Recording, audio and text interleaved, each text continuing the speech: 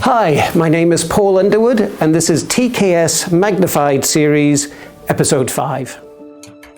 So I'm an MYP, Integrated Humanities teacher, teaching a bunch of wonderful grades 7 and 8s.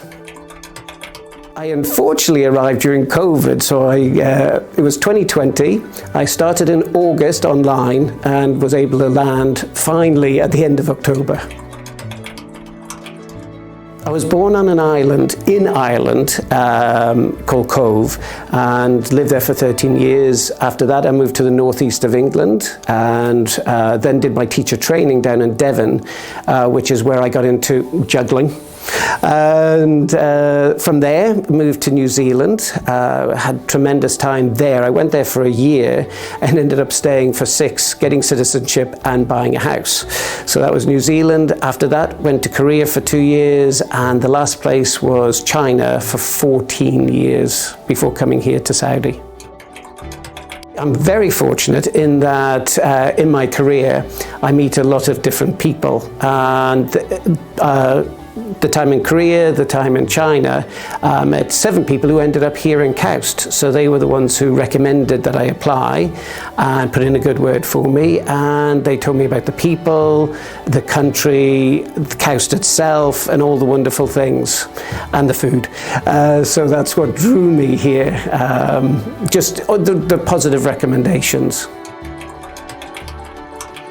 Right, I started the school as a way of helping scavenger children on the street because they work all day and they only earn between $1 and $2 a day, and we need to break the cycle of poverty. So I started Ray of Light Cambodia many years previously, working with children at orphanages. So from that base, I found a teacher and a manager. We started the school, and we're at 23 children now and helping the poorer children in the local area. So the main obstacle has been the distance, because I've lived in China when I started the charity Ray of Light Cambodia, and now I'm living in Saudi. So the main obstacle is distance. During COVID, I was able to be in Cambodia for a longer period. So it was great that I was able to find a teacher, find a location, and set up the school. And the other main obstacle, of course, is funding. And that's an ongoing obstacle that we're always fighting.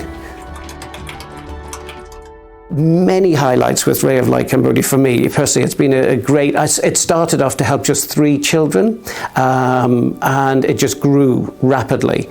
So we've been able to help hundreds of children, and some have gone off to work in Korea and in Japan, earning 12 times what they would be earning back in Cambodia. So they're able to help their families out as well by sending money back. So it's, a perpetual situation.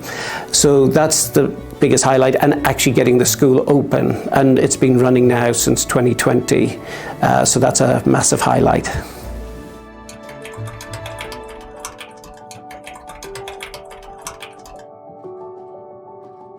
I love giving students a voice in the classroom and a choice in the way they present their information. And I found from past experience and experience here that students can come up with ways that I didn't even think about.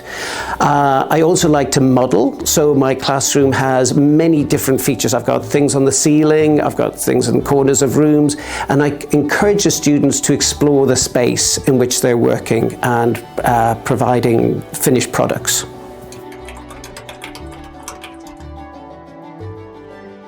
So when I got into teaching, I expected to be poor, living in a small apartment somewhere in a city in England. I had no idea that the international scene existed.